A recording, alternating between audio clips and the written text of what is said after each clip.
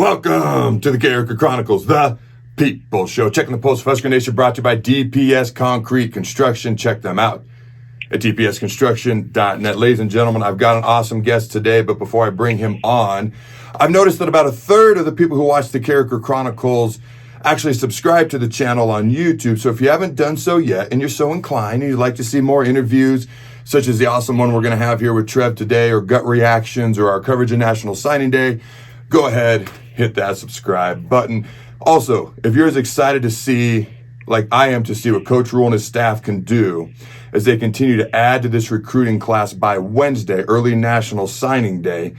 All right, as we all know, there's some big names in the works. If you're as excited as I am to see how this recruiting class comes together, and actually final signing days in February, although it doesn't feel like that anymore, hit that like button. Now, my guest today is one of the all-time greats here at the University of Nebraska. He's also the current athletic director, Mr. Trev Alberts. How you doing, my friend? I'm doing great, Adam. How are you today? I'm glorious. It's the most wonderful time of the year, the most busy time of the year, and so much to talk about. And I appreciate you taking the time to join me today. And I always like to kind of go backwards real quick before I go forwards. So, Sure. The biggest area of improvement that you saw in the Huskers last year, what was the biggest area of improvement to you that you saw in the Huskers football team last year? And what's the area you'd like to see them continue to improve in the most as they go into year two under Matt Rhule? Sure. Well, as you know, Adam, you and I have talked about this, and not a lot of people know more about football than you do.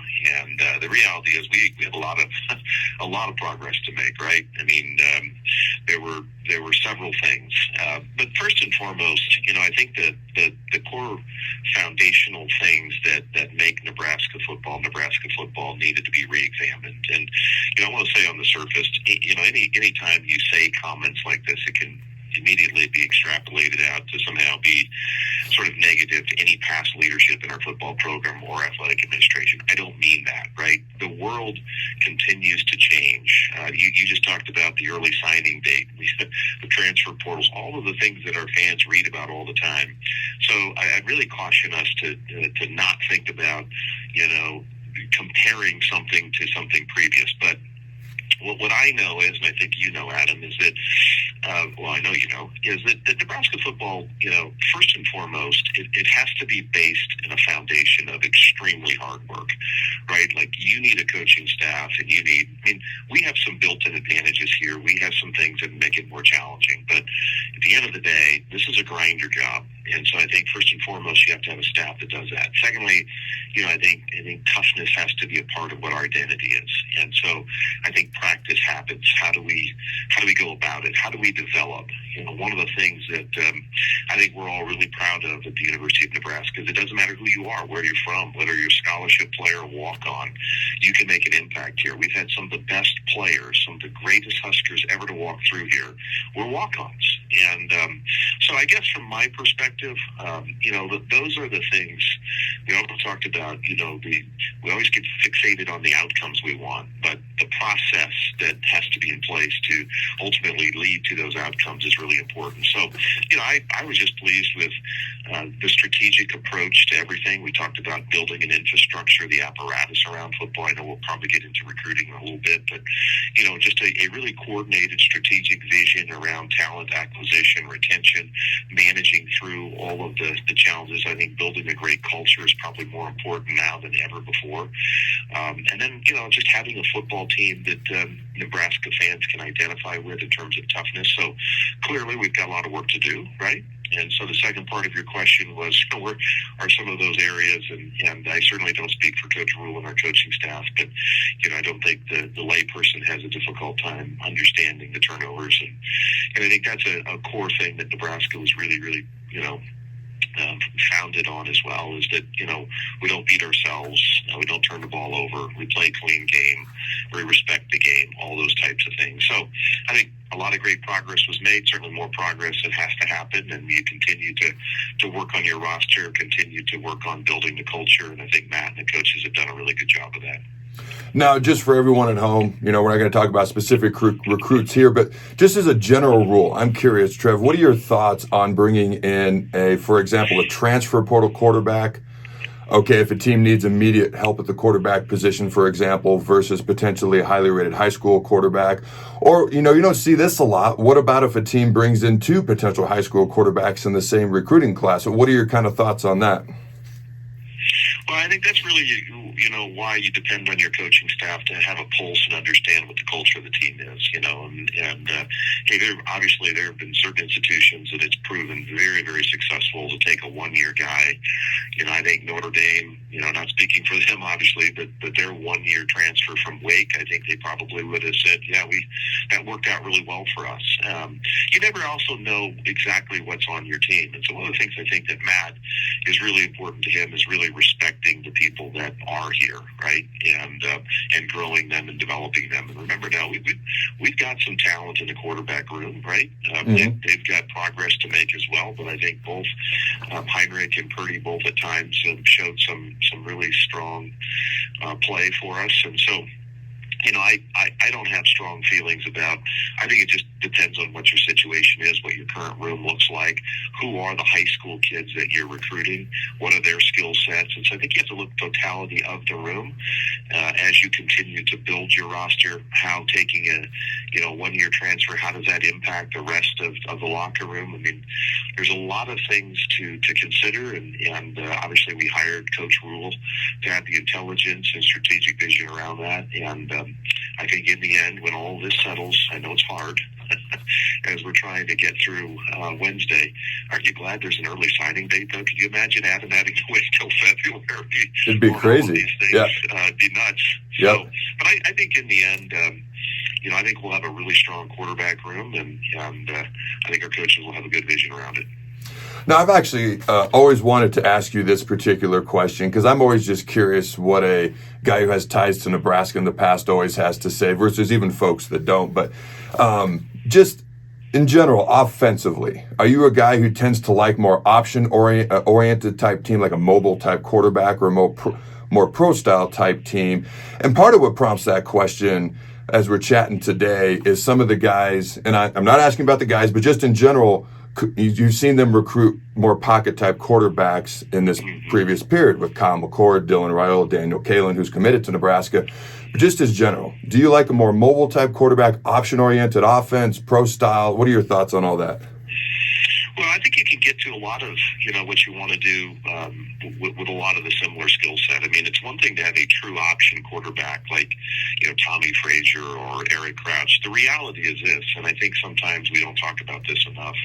The rules of college football have changed, Adam. I mean, many of the things that we used to do in terms of blocking schemes, those are outlawed now. I mean, you can't play the game is not played the same way as it was back in the 80s and early 90s. And so it's really changed. It's turned into more of a, in-space type of game, winning one-on-one battles out in space. And so to me, I think you look at our existing quarterbacks. I mean, maybe they weren't true option type players, but they can certainly move in the pocket. They can certainly, escape pressure, and they can certainly put pressure on a defense. So I think in the end, you have to have a quarterback that has some mobility. They can't just be a sitting duck, in a 5 and 7 step drop without any movement.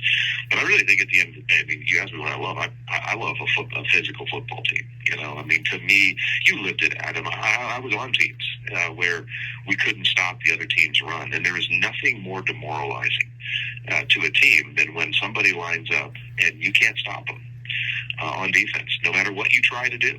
And I know the defensive line is really important to that. Running back position is really important to that.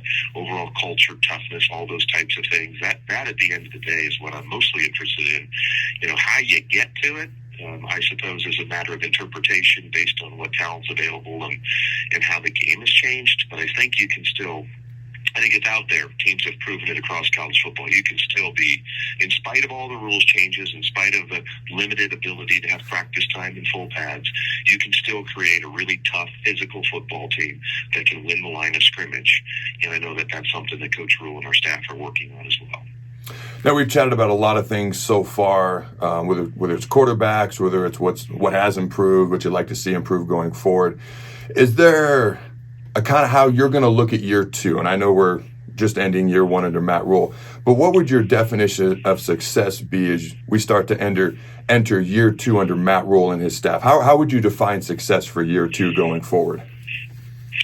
Well, I think it's kind of obvious. Like, I don't think it's hard to see progress. I mean, sure, we were all disappointed. We really wanted to go to a bowl game, and not just for our coaches and administrators. We wanted for our kids, for the players, for the, you know how much they put into this stuff, right? And you know how badly they want to win, how badly they want to have a program, and how badly they want to be, continue making progress. So, you will never hear me, create any benchmarks relatives to wins and losses. There are so many things that impact a season. I think, they're just tangible, incremental, growth areas across the board. This isn't easy. It isn't just about the play on the field. It's recruiting. It's just general momentum. And I think you'll be able to see it, feel it, how the games are played. Do we finish some of those one-score losses that we lost by 3, in crunch time? How do we react when we have to make a play? Part of that's just confidence. It's growth. It's, those types of things that you go through in athletics. And I think it'll be fairly obvious whether Nebraska is continuing to make progress, and I'm pretty confident that'll be the case. All right, so the Big Ten's never going to be the same. Oregon, Washington, USC, UCLA.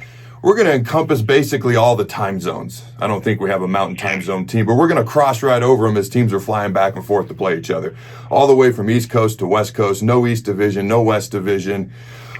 How do you think the Big Ten is going to be going forward? What's it going to be like to play in this new Big Ten? No divisions, all these new different teams coming in. And I know this is probably a tough one for you to answer, but I just got to ask it. Is there more conference realignment coming on the way? I mean, there's all these rumors going around with teams from the ACC, and you can answer that one however you see fit. But I just had to throw that out there, too. Well, Adam, I would, if there's one constant we should all be prepared for is the constant change, right? While I know that everybody would want clear definitions about what the future looks like, number one, I don't know what the future looks like entirely. I don't know that anybody does. We're going through an unprecedented transformation in what collegiate athletics looks like. Lots of folks want to look backwards and say, well, we had an opportunity, we didn't do that. I don't want to spend any time or energy looking back. At the end of the day, there are court rulings, there's a lot of litigation that's happening, there's a significant amount of revenue and dollars that have entered into the collegiate space that is sort of unprecedented. There's the growth in the college football playoff. There's, so there are so many different factors, there's freedom of movement.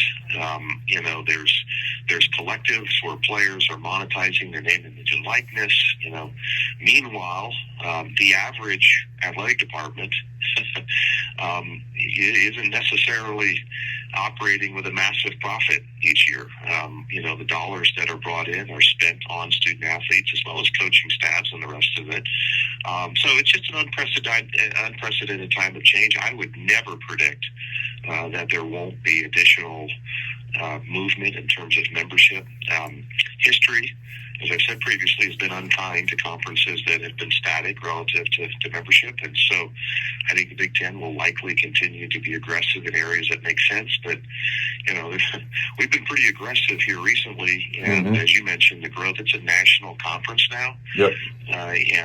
So it's going to be fascinating as we go forward. If you look at our schedules, the days of, 1 or 2 tough games a year are over.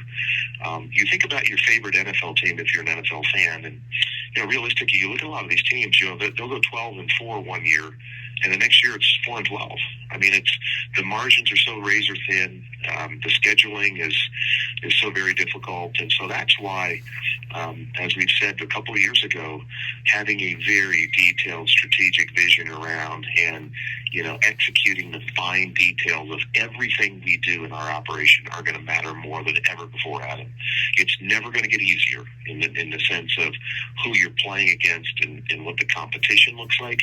So we're going to have to be strategic. We're going to have to be smart. And more than anything else, we're going to have to be unified. It's going to take all of us. I'm not just talking about our administration and our coaches. It's our fan base. It's our former players. If we're not unified, we have very little chance. All right, ladies and gentlemen, as you know, this show is brought to you by DPS Concrete Construction. They are your local concrete experts. Make sure you check them out at dpsconstruction.net. All right, last two questions I got for you, and I appreciate your time. Nebraska Volleyball just closed off a phenomenal season, 33-2, Big Ten champs, made it to the national championship match. All right, what are your thoughts on the job that John Cook has done and the season they just had? Well, obviously I have only been here a small sliver of John's career, but I can't imagine him. I mean, he was named Coach of the Year for a reason, right? Like, I don't know how he could have done a better job. I would assume, again, not knowing the whole totality of his career, but this is the best coaching job that John's done in his career. Just a remarkable effort. A team that was very young that he brought together. Again, built a very, very strong culture with that team. It's so hard in the moment because you're so disappointed, but it won't take long for people to look back and realize, wow, this was a really special group. And I hate to make these comparisons, but as I sat there, I kind of went back to 1993 in football, and it felt like that was kind of the first step where there was a recognition that, hey, there's no reason why. And the volleyball is a little bit different. They've been at elite level for a long time. But I wouldn't be surprised if this year and the way it ended doesn't really help this program and this team, this young team, as they move forward. They're going to be hungrier than ever. And I think great things are in store in the future of our volleyball program. All right, last question. Husker Basketball is off to their best start they've had in quite a while, 9-2. They just beat, some might even say bullied around Kansas State in the second half. They beat them 62-46. What are your thoughts on Fred Hoiberg and their fast start to this season so far? Well, I'm extremely proud of them. Both of our basketball programs are 9-2 right now. Yep. So, it's Adam, what it is, it's no different whether it's basketball, volleyball, football. I mean, if you have a tough team, if you're not scared of anybody and you come to fight every single night, stuff like that can happen, and if you don't, the second half of Minnesota can happen. And I'll tell you what I really appreciated about Fred is he had the courage, and he did it the right way, but he challenged his team. After the Creighton game and after Minnesota, the way, our team didn't respond in a sense, he asked them, at what point do you get tired of getting punked, right? And so to watch them, and Juwan Gary is about as tough as you get, right? And so he's really stepped up in the leadership role. That's a team that can compete with anybody in the Big Ten. I'm really excited about watching them as they get deep into conference play. But a lot of momentum right now across Husker athletics. I'm just grateful to our coaches and student athletes for how hard they're working. Yeah, shout out to all the Husker sports. Shout out to the women's basketball team as well. We were fortunate enough to get to watch a practice with them, and they were awesome to our family. So I'm always rooting for them regardless. Ladies and gentlemen, let me know. I got some questions for you. As always, let me know in the comments below. All right, will Dylan Raiola commit? All right, just simple yes or no. How important to you is National Signing Day? We've got Signing Day in February. I guess that still matters. You've got Transfer Portal. So how important is Signing Day to you, the fans? And Nebraska doesn't have very many people transferring away from the football program. Is that a good sign to you? Because it is to me. All right, until next time, Husker Nation, go Big Red, and always remember... throw the bones, Adam.